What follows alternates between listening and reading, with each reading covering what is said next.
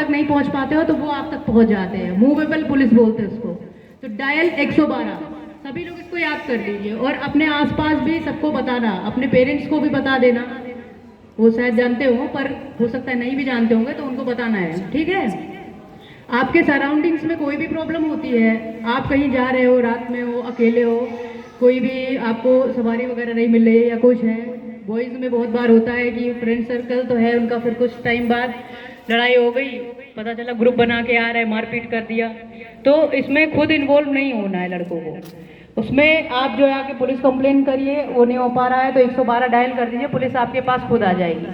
तो सभी लोग याद रखिए कि पुलिस को इन्फॉर्म करने के लिए जो नंबर्स हैं वो 112 है, ठीक है।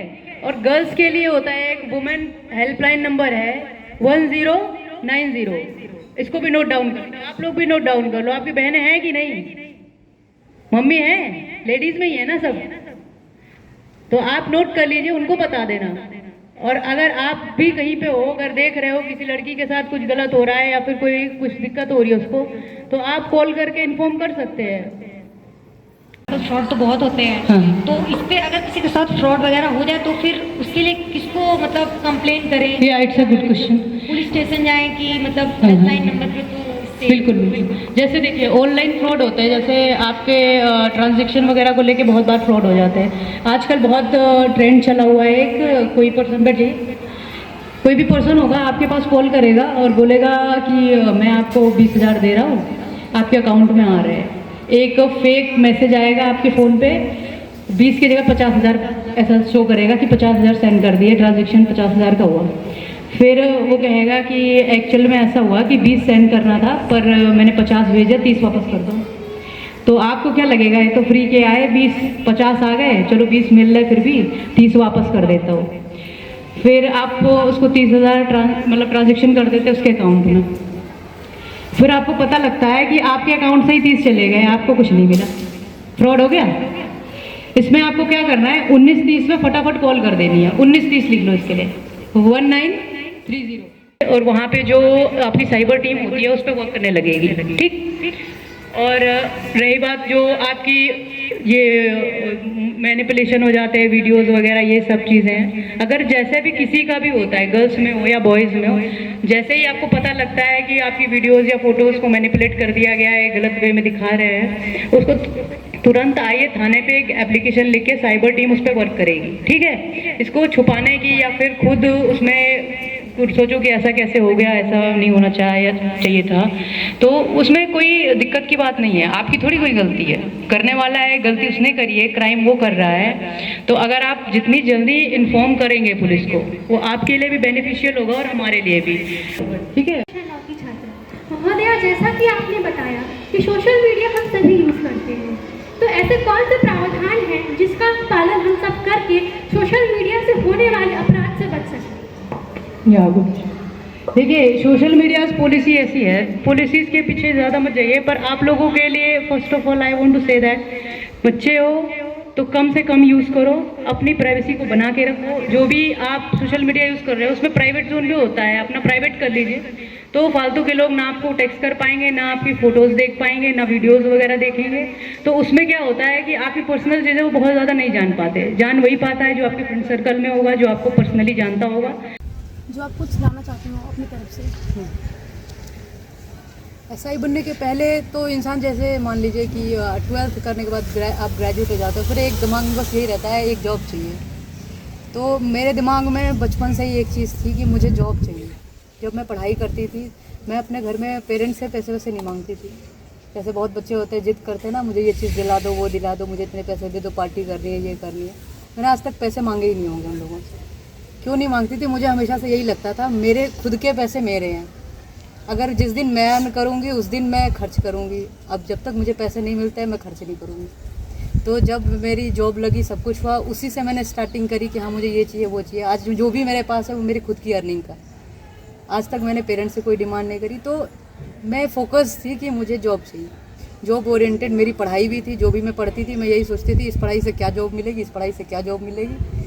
तो जो चीज़ मुझे पसंद थी वो मैं पढ़ती थी। बायो मुझे कभी पसंद नहीं रही। 12th के बाद से ही मैंने पूरा स्ट्रीम ही चेंज कर लिया अपना कि हाँ मुझे जो है मेरी साइंस स्ट्रीम हो गई, मैं PCM लेके चली।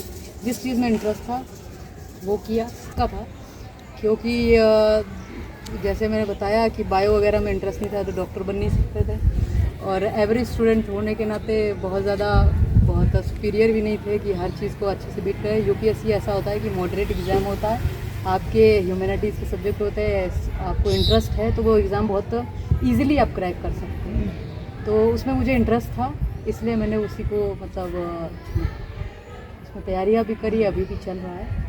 आपने कितने अटेम्प्ट दिए हैं? मेरे 2 अटेम्प्ट हो चुके हैं। एक फर्स्ट अटेम्प्ट तो मेरा ऐसा ही गया था, सेकंड मैंने मेंस तक लिखा, फिर उसके बाद ये इसका एग्ज़ाम्स वगैरह हुआ तो फिर ट्रेनिंग पे चले गए, इतना टाइम नहीं मिला, अभी इसको आगे खेलने का। हाँ, सब लोग कहते हैं कि पुलिस की जॉब बहुत चैलेंजिंग होती है और बुरी चैलेंजिंग होती है। बुरी नहीं होती है, आप अगर कोई भी चीज़ एंजॉय करते हो तो इसमें देखिए चैलेंजिंग तो है ही, बहुत एडवेंचरस जॉब भी है, आपको बहुत तरीके की नॉलेज मिलेगी। आप अभी बैठे हो, कितने तरीके के क्राइम होते हैं शायद आपको नहीं पता होगा, लेकिन जब आप पुलिस में होते हो तो दिन भर में आपके पास 10 केसेस आ जाते हैं, अलग अलग तरीके के, डिफरेंट वेज में कैसे किसके साथ क्या होगा, तो उन सब चीज़ों की नॉलेज होती है। अगर आप पुलिस पर्सन हो तो आपकी सराउंडिंग्स में आप 1000+ पीपल को आप अफेक्ट कर सकते हो। I am Rupanshi Singh, student of class 10।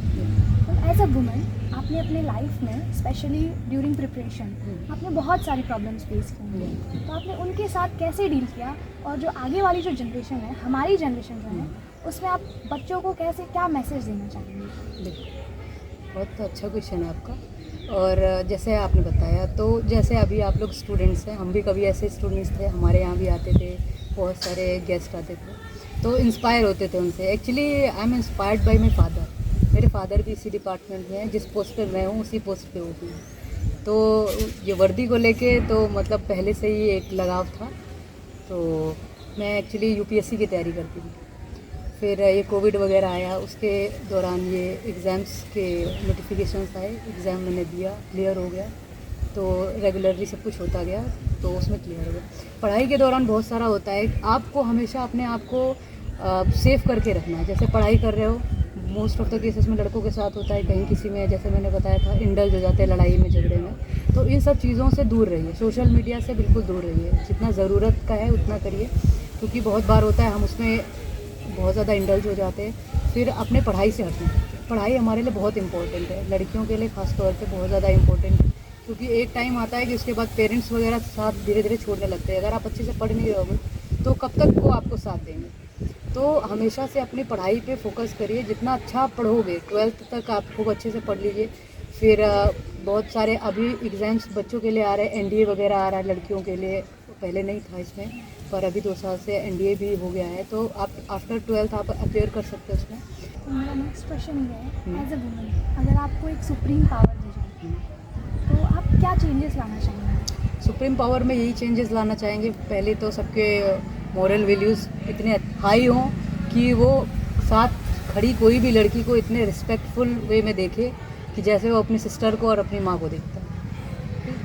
तो अगर हर इंसान के अंदर ये वैल्यूज़ आ जाती है तो ये सारे क्राइम ख़त्म हो जाएंगे। लड़कियां अगर सेफ सिक्योर फील करेंगी तो वो किसी भी सेक्शन में किसी भी टाइम उनको कभी भी बाहर निकलने में दिक्कत नहीं आएगी। तो उनके साथ जो है उनकी जो लीडिंग क्वालिटी है, जो लीडरशिप क्वालिटी है, वो बिल्ट होगी और वो इनिशिएट करेंगी हर चीज़ में, और उनके पेरेंट्स भी खूब सपोर्ट करेंगे। सामने से अगर आपको कोई ऐसा प्रस्ताव नहीं आ रहा है, अगर कोई भी होगा, अगर उससे कोई नहीं बोल रहा है, वो अपने काम में लगा है, कोई डिस्ट्रैक्शन नहीं है, बार बार अगर सामने कोई आ रहा है तो इंसान उसी में उलझा रह जाए। तो सबसे बड़ा चेंजेस तो यही लाना है कि सबकी मॉरल वैल्यूज़ इतनी अपग्रेड हो जाएं कि किसी को कोई ऐसी परेशानी नहीं। सारा सब कुछ खेल मॉरल वैल्यूज़ का ही है। कितना भी क्राइम होता है, जो कुछ भी होता है, सब इसी के वजह से होता है। ठीक है, थैंक यू। पुलिस मैम काम करती है, अगर आप कोई चीज़ कंप्लेन करती हैं तो मैम उसके लिए मैम पुलिस फाइन करती, मैम चार्जेस लेती है मैम पब्लिक से, अगर लेती है तो मैम हमें क्या करना चाहिए? देखिए, अगर कोई भी नॉर्मल पर्सन आता है अपने एप्लीकेशन देने के लिए या एफआईआर लिखाने के लिए, लॉन्च कराने के लिए, तो कोई भी चार्जेस नहीं होते हैं, सब फ्री ऑफ कॉस्ट होते हैं। ठीक है, एप्लीकेशन आप लिखना जानते हैं, घर से लिख के लाइए, एप्लीकेशन दीजिए, उस पर एक्शन होता है। ठीक, अगर कोई ऐसा चार्जेस करता है कि नहीं इतना दो और फिर हम कुछ करेंगे, तो ये सब इलीगल है, गलत तरीका है। उसके लिए क्या करना चाहिए? उसके लिए आप हायर अथॉरिटी पे जा सकते हैं। अगर आप एक बार अगर उसको बोल दोगे ना कि इस पर कोई चार्जेस नहीं पड़ते हैं, आप ऐसी डिमांड क्यों कर रहे हो, वो वहीं पे रुक जाएगा। मैम जैसे कि ये lake of awareness, it is only because of lake of awareness कि आप वहाँ जाते हो, आपको पता ही नहीं होता है, आप बस सोचते हो मेरा काम किसी तरीके से हो जाए, तो आप उसको जो है ये नहीं सोचते, इसलिए इंसान ब्राइब देना शुरू कर देता है। बट कोई भी ऐसा प्रोविज़न नहीं है कि आप थाने में जा रहे हैं तो आपसे कोई फ़ी चार्ज की जाएगी या कुछ। जो भी चार्जेस होते हैं वो सब आगे जाते हैं, जैसे कोर्ट वगैरह में आप जाए, अब जब आप कोई भी एडवोकेट हायर करोगे तो वो कुछ ना कुछ अपनी फ़ी लेगा, ये सब होगा, तो उन सब चीज़ों के चार्जेस होते हैं। बाकी आपकी पुलिसिंग में आप कुछ भी आते हो, कोई कंप्लेन लॉन्च कराते हो, फायर लॉन्च कराते हो, कोई भी चार्जेस नहीं है।